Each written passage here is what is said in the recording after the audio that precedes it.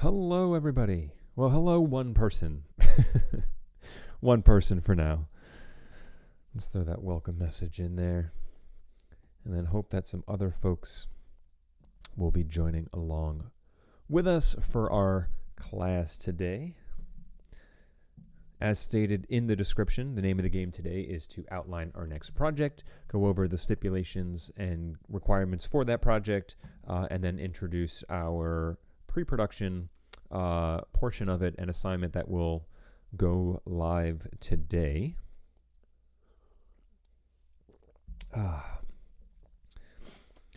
Caitlin's here. Hello. Good afternoon. I hope you're having a fantastic day and fantastic week. We're halfway through, which I guess is a good thing, maybe. Ali and Dean, hello and good afternoon as well. I keep wanting to say good morning, and it's weird. It's noon, but it still feels like morning. Been up for 5 hours. It still feels like morning. I hope everyone is having a fantastic week and morning, and will continue to do so in the afternoon. A little bummed it's overcast today. It was a gorgeous day yesterday. Hopefully you guys got some time outside. Perry, hello. Welcome and thank you for joining today. I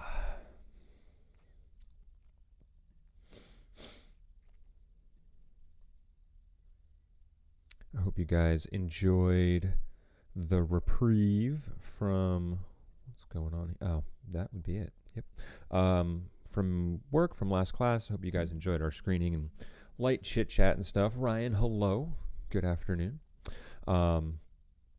My goal for today is to get through some of the project stuff in what I'm hoping will be like 20-ish minutes. And then I can field questions, of course, along the way and after. But then if there's anyone here that needs some extra video time, we can use this time for that as well. All right, projects will most likely be graded over the weekend, which will line up with our assignment that'll be due on Friday. So I'll just do both of those in one fell swoop. We'll give another 60 seconds for some folks to show up. They can always catch up with us in the video, so I don't want to waste too much of your time.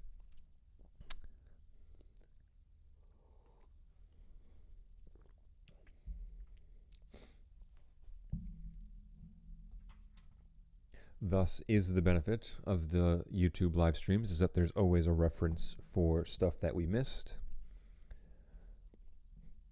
All right, and so just know I'm kind of saying this to all my classes. If you are emailing me a question that I know has been gone over in great detail, I'm going to refer you to the live stream link first.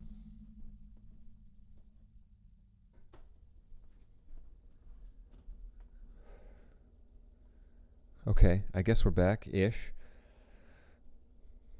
Let's refresh this page here.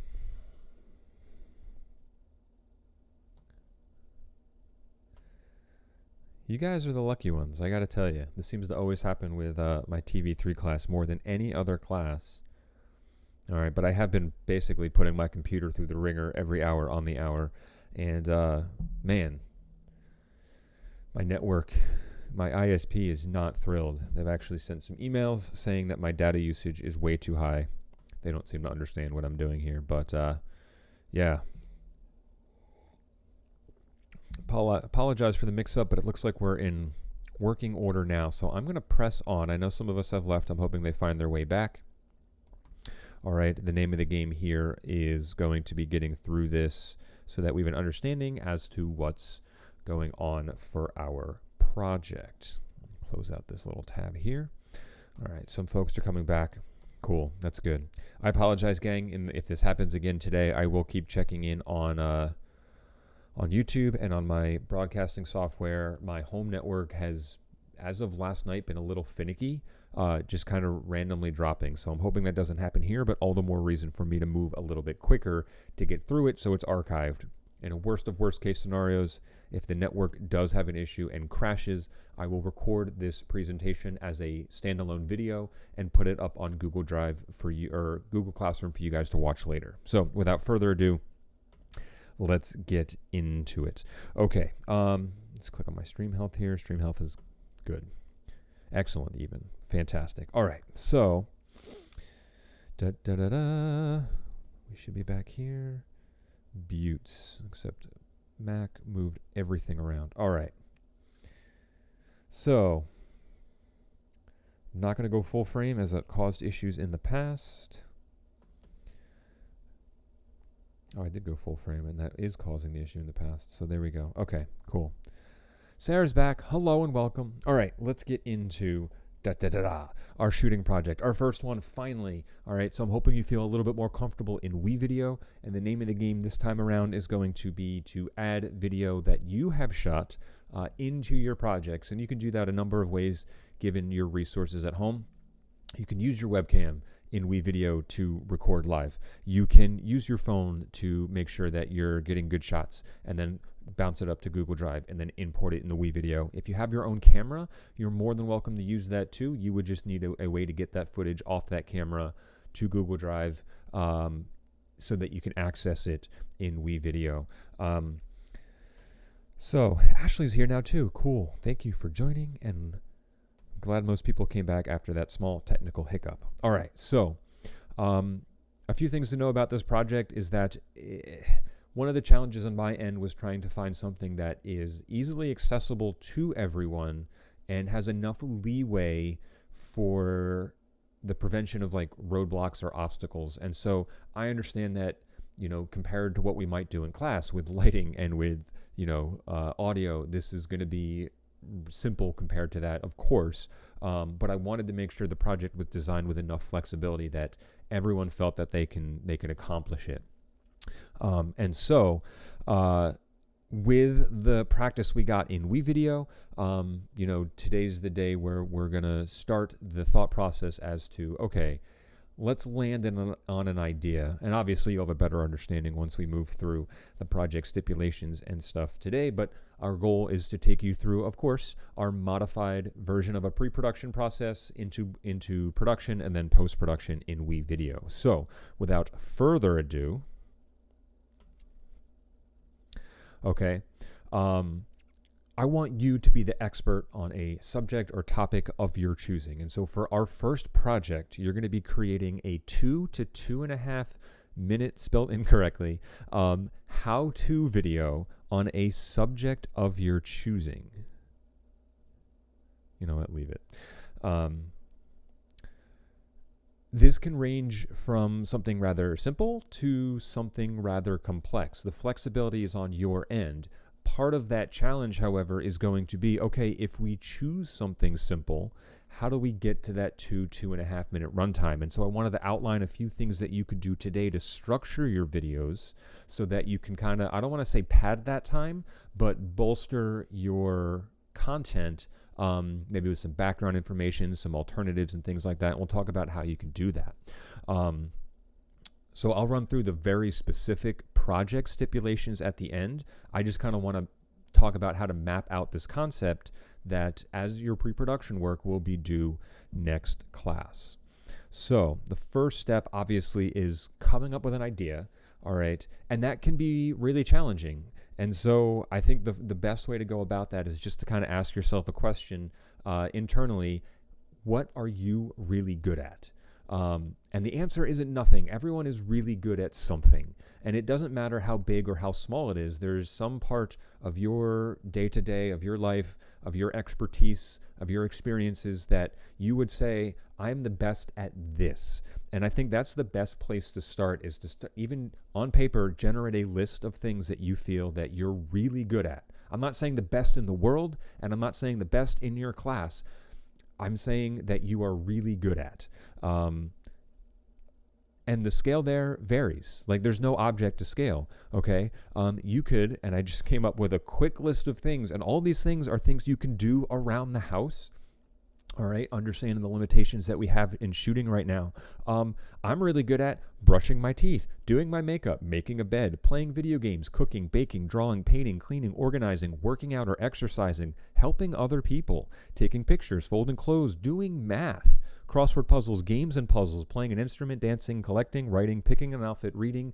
There's a lot of things that you do around the house based on your hobbies or interests, or maybe based on your chores, or maybe based on your responsibilities at home that you can focus in on and highlight that with a really cool and very visually oriented how-to video. In fact, if you're kind of stuck on some ideas, think of what's like in your wheelhouse, and then if just Google how to and then see what auto comes up. There's going to be a ton of stuff. If you go to YouTube, you can find how-to videos on the most basic and simple of tasks and activities. All right. There is no end to the production of how-to videos, which is part of the reason why I chose this as a project. All right. But in your video, you need to play the role of expert. All right. You're the one that we're going to for advice on this. You need to make sure that you sound confident in what you're saying, all right, and you have a well mapped out agenda for achieving the success that you do when you do your task. And so you want to be well prepared for that. And the name of the game in pre-production is being as well prepared as possible. And I'll welcome Nick to our stream today as well. Thank you for coming, Nick. All right. So now that you may have already had some ideas churning in your head, all right, you got to build that out a little bit. We want to take a look at that 2 to 2.5 minutes and say, okay, what is going to be the best way to organize this information so that 1, it's helpful to people, 2, it's entertaining, and then 3, it's visually interesting to look at. All right. And all those things are part of pre-production. All right. If you want it to be organized, we got to think about our script. If you want it to be visually interesting, we got to think about our shots. And if we want it to be entertaining, we need to think about how you can put your personality into this to make it stand above the rest of the other videos out there. All right. Unless your topic is super niche, you're going to be out there with thousands of other videos on the same subject. All right. But your preparation and thus your performance and what you say in this video and how you say it go a long way in making an audience believe in you that they're getting the information from the right person, right? So you need to act as your expert. So when you're fleshing that out idea, all right, go back to that question. I'm really good at, okay? Now let's start to round out that blank, like fill in that blank there. Even if you got 3 or 4 or 10 or 20 different things in your head, okay, you might want to start to whittle those down based on how you feel you can round it out. And there's some really simple ways to do that. All right. 1, you can look at like the historic component to what it is that you want to demonstrate. All right. Could be a good way to flesh out your background and history in the start of your video. Of course, you're going to want to discuss your plan. All right, in going about the process and how to do it the best possible way, because you are our expert. And then you can finish up that video with some tips and tricks, maybe some alternatives, and then of course encourage people to do it this way or do it on their own and practice and things like that. This is a really formulaic template that is uber successful, especially in a digital platform like YouTube or I guess like personal blogs and websites, Pinterest, like all that stuff kind of uses this formula. And so I think it's really easy to mirror and model that because there's so many references out there and it's proven successful a lot. Okay. So I took just a really quick example here. I like to cook, and I think for the most part, I'm actually a pretty good chef. But I wanted to start with something simple as an easy demonstration. So I said, you know what? I'm really good at making grilled cheese. And that may seem like a very simple thing to make. And it is, because it's arguably 3 or 4 ingredients. And so if I were to take this simple question that I've asked myself, I'm really good at, there's my blank, making grilled cheese, let's build it out. Okay, so I might start my video by mapping out and discussing the history of grilled cheese, which a lot of people don't really think about when they're making the sandwich. They just want that warm, buttery, melty, cheesy goodness.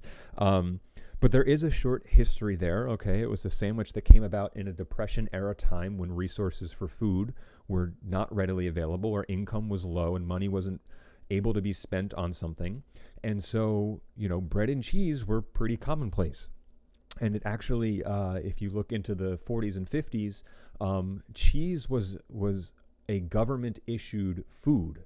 Like the government would come around and you would get government brand cheese in these big blocks. And the idea was that they would last you for a week until you got more. And that was like a food assistance program that our federal government had to help lower income families. Now, obviously, when the government makes something like that, it's not the best quality, but it's still there. And so it helped prolong the popularity of this sandwich, which in my quick research, and again, it took 2 minutes, I found out was created by a naval chef as a way to have a hot meal with not that much food.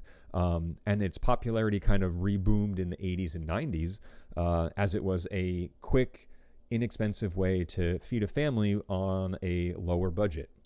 Now, I just talked about grilled cheese and its history for like 60 to 90 seconds. All right, you can whittle that down to 20 seconds and boom, there's the intro of your video. All right.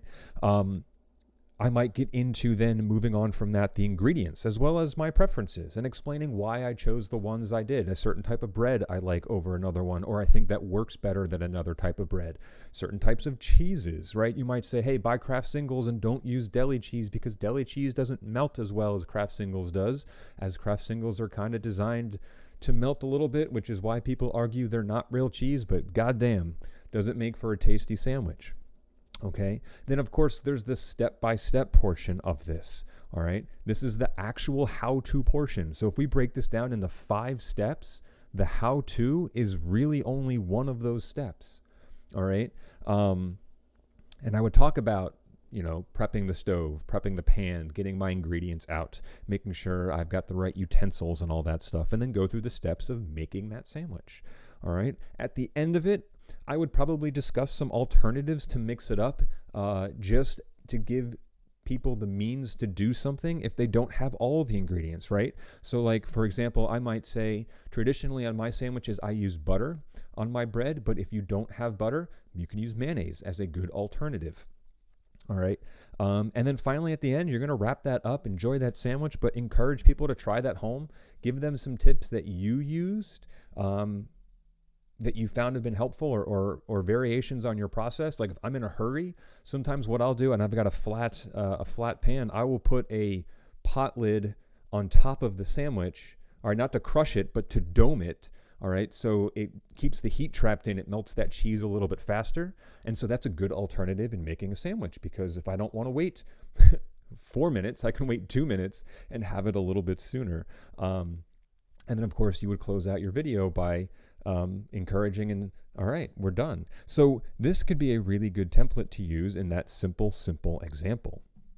All right, check the stream, make sure we're all good. Stream's still going healthy, cool. Of course, folks, if you have questions, please interject along the way. All right, the post on Classroom probably went up now. Just refrain from checking that. I'm going to go over everything there in a sec. Okay, quick second example. Certainly nothing I'm really good at, but if you are inclined to dance, I'm really good at dancing to pop music. Okay, cool.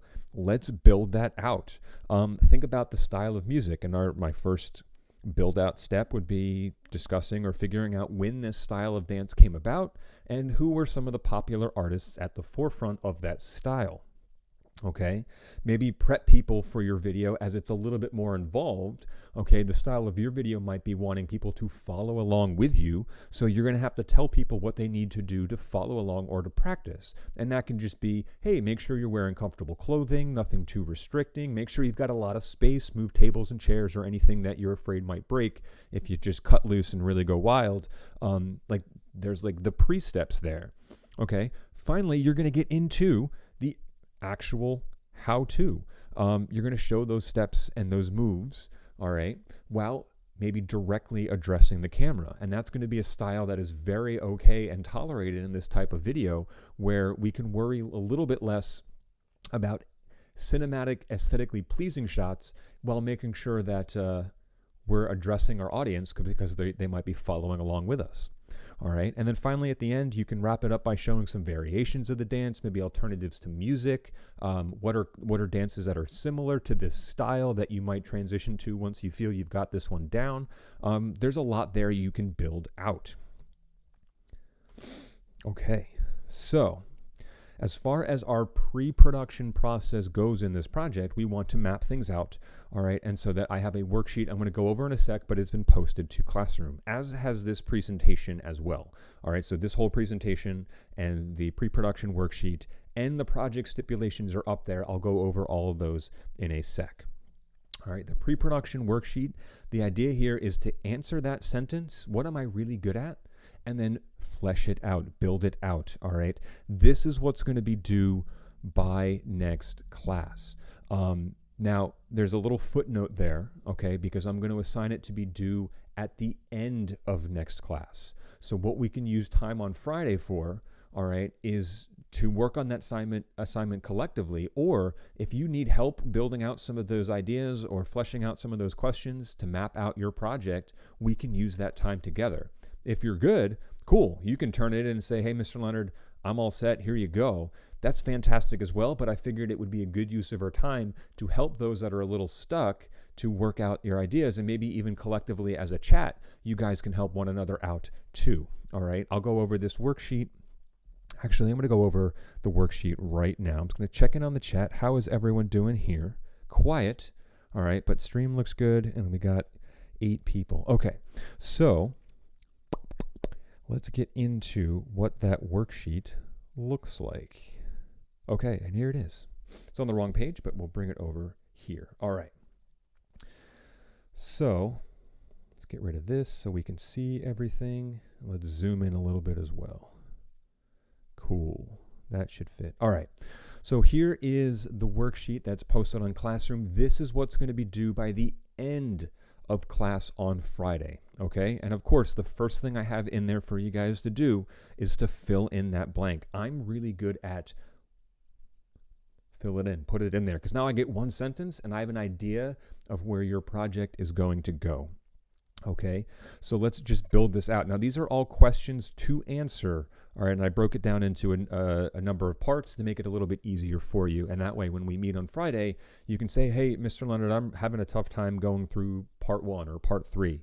Cool, let's work on that together, okay? So part 1 is the introduction. And so the questions here list some background on your skills, right? This could be historical information. This can be how you became, how you came to be the expert, or both. If you want to do both, that's perfectly fine. I know there are a lot of athletically inclined people. If you want to go over, say, I don't know, how to do a perfect jump shot because you have a basketball net in your driveway. Okay, I would say maybe it would be too long to get into the history of the jump shot, but you can touch upon it briefly, or even just mention how you have been playing basketball for 10 years and you found this method to be really effective. Cool, that's awesome. And that counts as part of that intro and is a good way to solidify you as the expert of this particular skill. Question 2, list the objects you'll need to make the video. And I mean everything outside of video equipment. You don't need to put down camera, Chromebook, or any of that stuff. Okay, so if I go back to my grilled cheese example, I know that I need bread and cheese and butter, and it may sound silly to list, but I also need a stove that functions, a pan, a spatula. These are all things that I wanted to think of ahead of time so that when I grabbed my camera and sat down to go make this video, I had all those things ready to go. Okay, it may sound silly, but if I have a spatula that is my go-to grilled cheese spatula, but it's in the dishwasher and it's dirty, and I'm ready to shoot, well, now I've got to take time to clean that. It's not ready. Little things like that start to add up. So these are going to be the objects that are non-video related that you need to put this project together. All right. Question 3 is going to be explaining your way of doing it and telling me why it is the best way to do it. All right. Personal stories are great here. Okay. And they make your video much more enjoyable to watch because people can relate to those personal stories, and it again solidifies you as the expert of your craft. This is the reason why people want to watch you make it. If they believe that you're the best at it and they can connect to your personal story, they're more inclined to want to see your steps to go about how you do things. All right, that's going to be the introduction part 1. Now, part 2 is very simply the process. All right, you're going to explain the steps you go through in the video when showing your skills.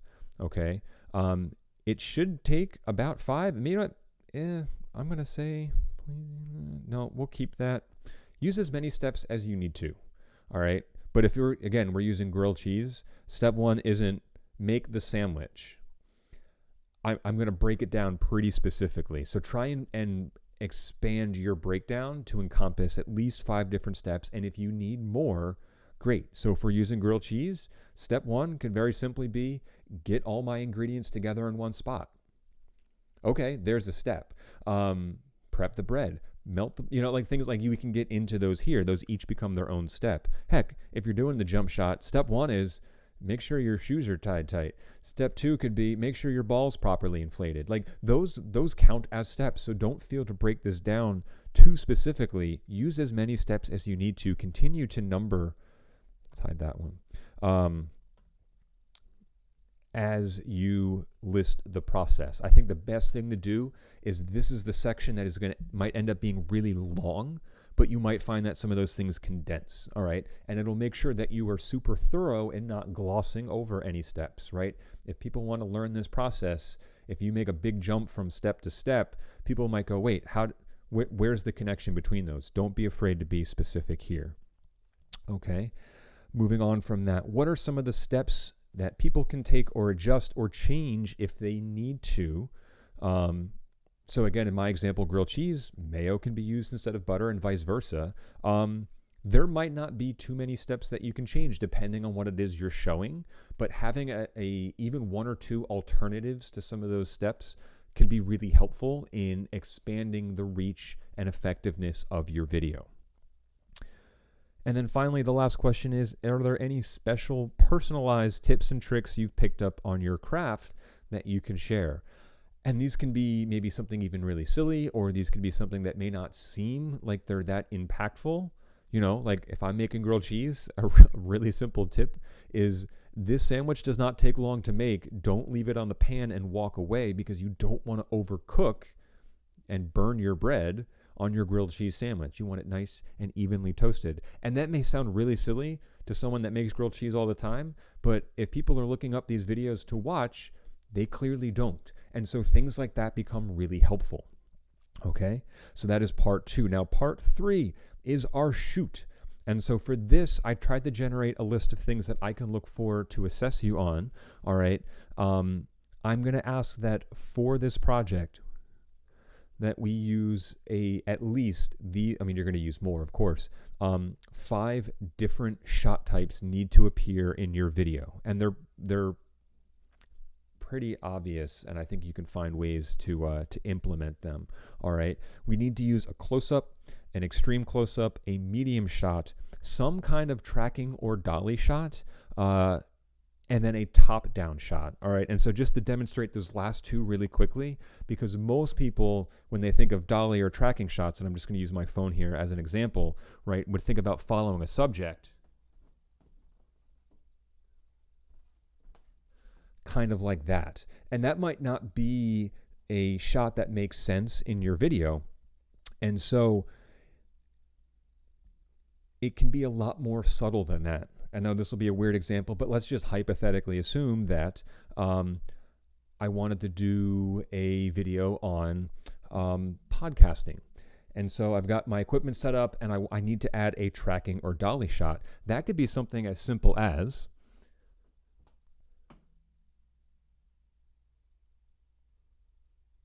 all right, just doing like a nice arc around an object, or it could even be a very small, like a Spielberg face, a dolly in. It could just be a very subtle, right, getting closer to a subject. It doesn't need to be this grandiose camera movement. It can be subtle, and that's going to add a nice visual flair to your video. All right, top down is pretty self-explanatory, but you want to be directly on top of. So don't go on the angle, okay? It is technically like a bird's eye, but this is a straight down shot on top of a subject. And again, that's just a visual way to show something, especially if you're demonstrating maybe something with your hands. That could be an easy one to do. But it's just a nice level of visual flair that is common within this style of video. And then the last part for the edit, I was pretty vague with because, well, the edit is going to get sculpted and shaped over time. So the only question I have is that you want to try and map out ahead of time what your title is.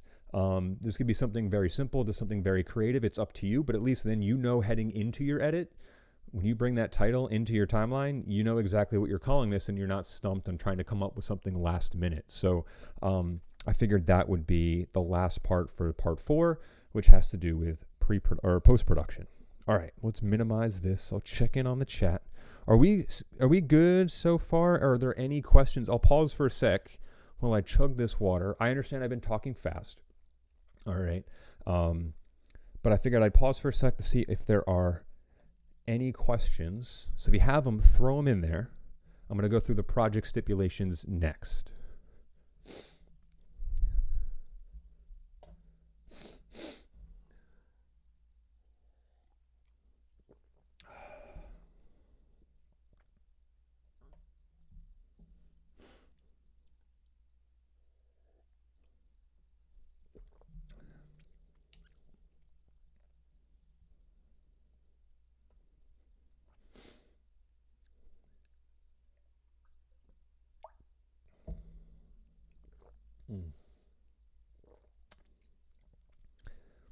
Okay, I'm going to base on that silence then. Thanks, John Travolta.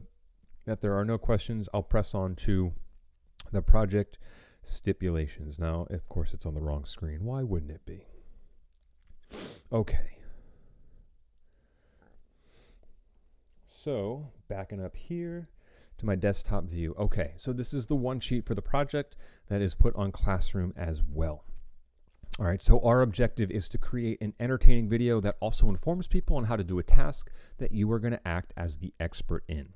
Now, the goals for this are to successfully apply our video production skills, all facets of production, to reach an audience with an intended message, and to understand the workflow process from getting video from source to destination. Sorry, water's coming up. And that changes a little bit within WeVideo, okay? If you are opting, as many people are in my other classes, to shoot content on your phone, cool. I think that's a quick and easy way to have access to a camera with really good quality that you can then immediately start to upload to Drive. Now, obviously, you're going to want to make sure you have the Google Drive app on your phone if you don't already, and I would definitely make sure that you are eyeing in your settings for your phone. I know everyone's phone is different, okay? And I'm going to pull it up here if I can find it on time. Oh, there it is. You might want to check your camera settings to help facilitate your workflow a little bit. I know you can't see my phone, but if you have an iPhone, you might be familiar with your settings screen. If you go into camera, you can adjust what the video quality is that you record at. And I would strongly recommend, for the sake of your sanity and workflow, that while it may seem counterintuitive to dumb it down, you're going to want to shoot at the lowest setting there, which is 720p HD at 30 frames per second. All right, it's still HD quality, but it's going to be roughly half the file size as shooting 1080, and four times less the size at shooting 1080 at 60. So I'll go into this and crank that to 4K at 24 frames if I'm using it as a quick shot to supplement like a short film. But for something that I'm going to do for this class project, I would absolutely shoot that at 720 at 30 frames a second. It's going to upload faster. Google Drive will process it faster. WeVideo will handle it a lot better. So I would strongly recommend using those settings. It's still going to look sharp, okay? But here's the thing. When you export it in WeVideo, the only option to export was in standard definition, and the only high definition option there was 720. So you're not doing yourself that many favors by shooting at a higher resolution and exporting at 720. So make it easier on yourself. Put that at 720. Okay. So here are the requirements for the final edit. Okay. There should be a 15 shot minimum that includes the 5 shots that I'm looking for. Okay, the close-up, the extreme close-up, the medium shot, the tracking or dolly shot, and then the top-down, which again is a type of bird's eye, but it's focused directly on the ground. Okay, now with the step-by-step process that you're going to show, I'm hoping that'll increase your use of text. And we should be using text with your title and your credits, all right, in addition to maybe your step markers, 7 times, okay? And it would be good practice to make sure that you're keeping that font and that color consistent, okay? If you have 7 different pieces of text in there and they're all different colors and different fonts, that's going to look really weird. I would keep them consistent, all right? Try and come up with a creative title as well. How to make bacon. Ashley, I did see that in the chat real quick. Is effective. It's a little bit less interesting. So try and be creative with that title.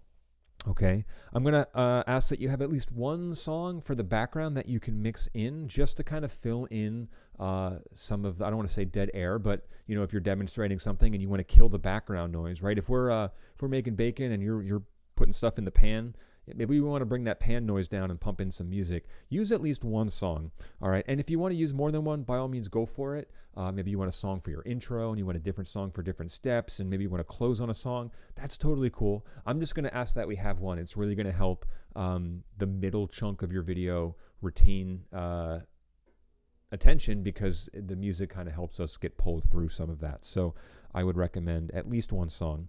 Okay, you need to appear in the video. Now, I will leave it up to you guys to determine the capacity in which you want to do that.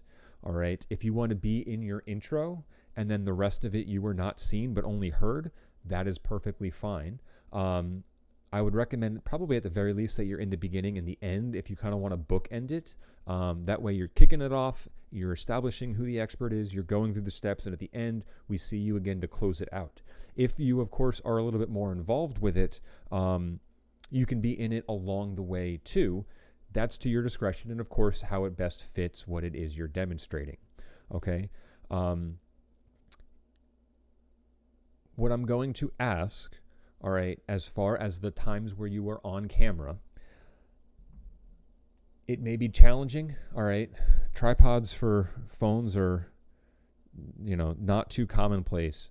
But I want you to think about the setting in which you're going to record yourself, okay? You know, if like I'm doing grilled cheese and I'm in my kitchen, I might be able to find a place that I can kind of prop this up so that it's eye level with me.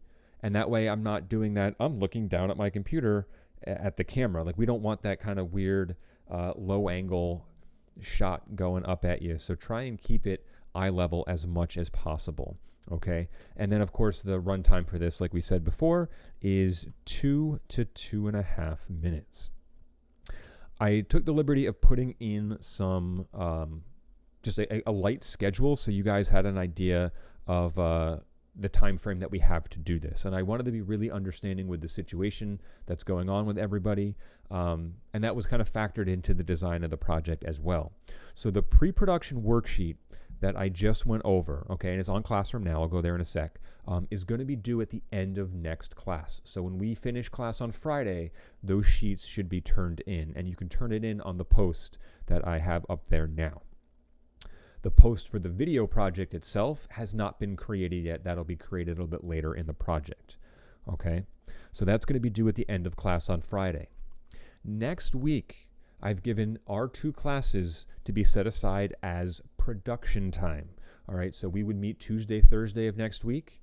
Okay, I will make myself available if during our time, if you guys want to reach out, have questions. I may stream for a little bit, but use that time as dedicated time to go shoot. Okay, depending on your idea, you may find that you can do stuff in an hour, totally cool. You may find that, well, listen, you guys are TV3 students. I'm not going to tell you how to structure your shoots. Use the time that is best apt for you and makes sense for your topic. Okay, you know, like if you're doing how to do that jump shot, it might not make sense to shoot at night because, well, we can't see things as well. You know what I mean? So just keep that in mind, all right? But I did want to make sure there was ample time for you guys to have set aside away from class time to go shoot some stuff, okay? The 2 classes after that are going to be dedicated for our post-production editing days, okay? So next week, Tuesday, Thursday are your shoot days. Monday, Wednesday of the following week are going to be your post-production days. Now, I'm not saying that you can only edit during those days. You guys have access to this stuff all the time. So if you wanted to shoot next Tuesday and get that edit done by Thursday, you are well ahead on your project. Awesome. Like, if you want to get it over and done with and move on with it, or take your time to make it really great, capitalize on that time. All right. I wanted to be flexible with everything else going on and understanding that, shooting stuff is a little bit more involved and the edit's a little bit more involved. So giving that time was really important for me to give to you. Okay. Which means the video itself is going to be due, all right, before class on Friday. All right, which is the 15th. I'm just going to bounce to my calendar real quick for you guys. Okay. So today's the 29th, highlighted there. You can tell that things get really wonky with our quarantine as my calendar went from being very full to being very empty very quickly. So our assignment pre-production worksheet is due on Friday, May 1st. Your two dedicated shooting days are going to be the 5th and the 7th of next week. All right. And again, not to say you can't shoot in and around those times. All right. The two dedicated edit days are going to be the 11th and the 13th. And this project will be due before the start of class on Friday the 15th, which will then be our screening day. And we'll watch everything that's turned in, and hopefully we'll learn some cool stuff, and I'll be very excited to look forward for that day. So if we include pre-production, all right, that's a little over 2 weeks to do a 2.5-minute video. All right. And again, on my end, I think that's way more time than you need, but I would rather err on the side of caution. So that took a little bit longer than I wanted. I probably undersold this to my TV1 classes today because I am also going to have them do the same project. I'm curious to see what they can come up with too. All right. Especially, why not have a little healthy competition? When I told them that you guys were doing the project too, they were like, well, ours aren't going to be as good. And I had one or two that were like, no, it'll be better. And I'm like, cool. That's what I want to have happen. So, general pause. Does anyone in the chat have any questions on the project itself, on the stipulations and requirements for that project, or the schedule I've outlined for you guys?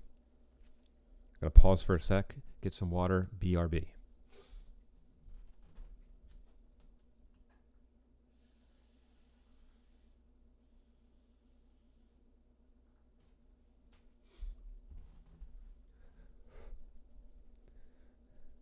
No questions yet?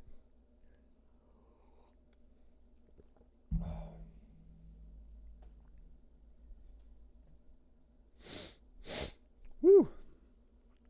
All right, so I'm going to presume no questions, which means you guys are choice. That's fantastic. Cool. Ashley says nope. Thank you, Ashley. For everyone else watching, I hope it is also a nope. But if you do, reach out. Remember, with the assignment that's going to be due this Friday, that pre-production worksheet, it is going to be due at the end of class so that we have time over that class on Friday to work together if you're having issues. Okay, and we can help one another out. Does it matter if I do the same thing I did in 7th grade but better? I don't see why not. I mean, I would encourage you to try something new, but if you have a kind of a template for something that you want to do, then yeah, you know what? By all means, go for it. I don't see why not. Excellent question, Sarah. Thank you for asking. Whoops, wrong thing. That's the thing. Let's get rid of SpongeBob. Sorry, I learned that yesterday, and I'm very excited to play with those things. Okay, if we have questions between now and next class, that's great. We'll still meet at our scheduled time so we can work through the sheet together if you have questions.